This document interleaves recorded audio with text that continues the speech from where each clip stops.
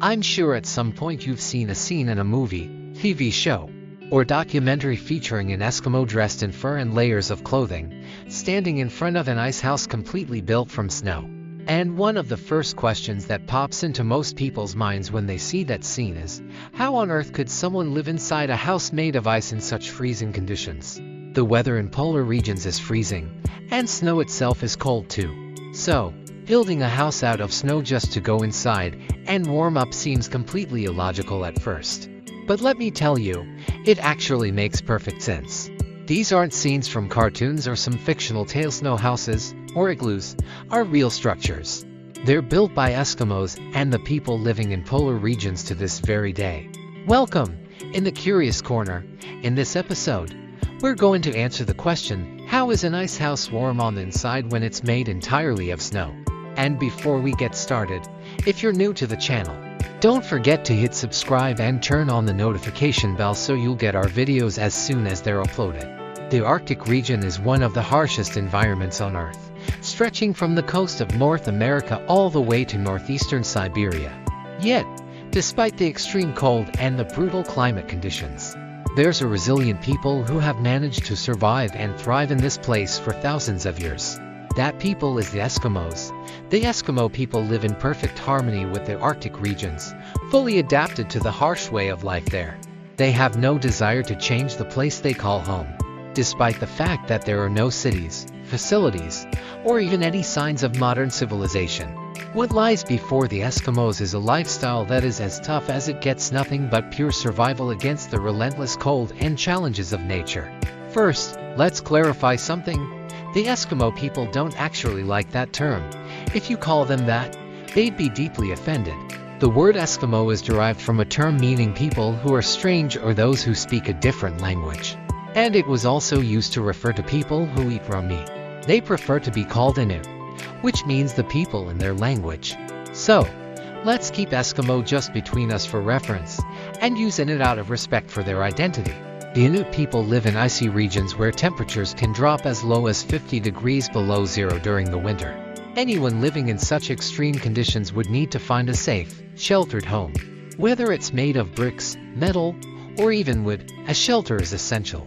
Unfortunately, the Arctic offers none of these materials. There are no trees or forests in sight. That's why the people of this harsh land have learned to build their homes using the one thing they have in abundance, snow.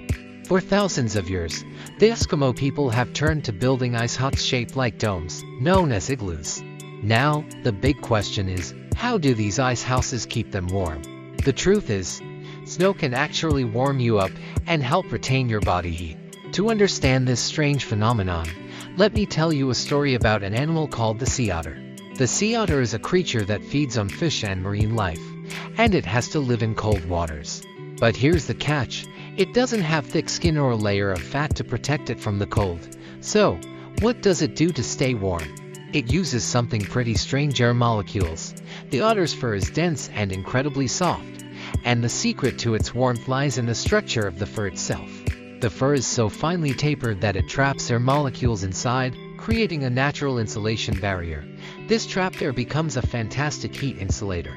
As a result, the otter's body heat doesn't escape easily, because the air trapped in its fur prevents the heat from leaking out. Thanks to this, it can survive in very low temperatures without getting cold. Now, you might still be wondering, what does this have to do with igloos? Simple. The point is, air is an excellent insulator of heat. That's the connection. If we find a type of snow that contains just the right amount of air within it, then it would be perfect for construction. And here's where the Eskimos stand out. They have a deep, rich knowledge of snow, its different types and characteristics. For example, if I were to ask you, how many types of snow do you think there are? You'd probably say, what are you talking about? Isn't snow just snow? Well, let me tell you, yes, there are different types. The Eskimos have a vast vocabulary in their language, with numerous terms to describe snow. They can articulate the snow's type and its current state using tens of thousands of different words. This isn't just some linguistic oddity, it's because snow is the most prevalent thing around them, and they've learned to understand and describe it in incredible detail. There's a specific type of snow that the Eskimos refer to as hard, dusted snow. This snow is about 10% frozen water and 90% air, and it forms in layers on the surface of the ground in icy regions. This type of snow is perfect for construction. First, it's solid and durable enough to withstand the elements. Second, it contains a large amount of air, and as we mentioned earlier, air is an excellent insulator. This means that this type of snow is perfect for insulating the inside of the structure. That's why the Eskimo igloo can retain heat and prevent it from escaping through the walls. This is the essence of the heating process, keeping the warmth generated by our bodies, or the heat within the house, from leaking out into the freezing environment outside. It's worth noting that the floor of an igloo isn't flat or even. The interior is actually carved out into several levels. The entrance is very low, then there's a slightly higher level where the fire is lit or cooking tasks are carried out, and finally, the top level, where the people sleep. This layered structure isn't just a random design, it's intentional and serves an important purpose. Hot air naturally rises because it's lighter, while cold air sinks and settles at the bottom. So, any heat inside the igloo, whether from the fire or the warmth of the people living there, rises to the top and surrounds those in the upper area. Meanwhile, the walls of the igloo act as insulators, trapping the heat inside.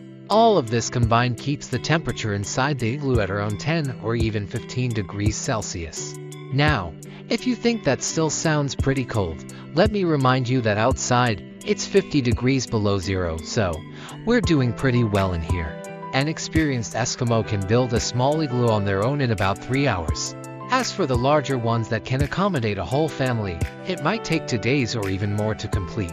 What's fascinating is that, despite the tremendous advancements in building techniques and modern architecture, no one has yet discovered a better way to construct an igloo than the method the Eskimos have been using for centuries.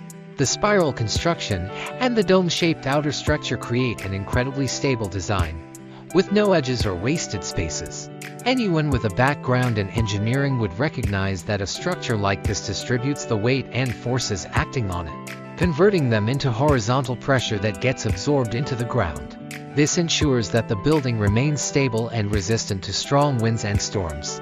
And with that, we've answered the question, how does an ice house stay warm on the inside when it's made entirely of ice? If this is your first time on the channel, here we tackle those late-night questions that pop into your mind when you're lying in bed, struggling to fall asleep. And as usual, if you have any questions that keep you up at night, drop them in the comments below and we'll answer them for you. If you like the video, don't forget to hit like and share it with your friends. And for those seeing us for the first time, make sure to subscribe and hit the notification bell so you never miss our latest videos. Catch you in the next episode.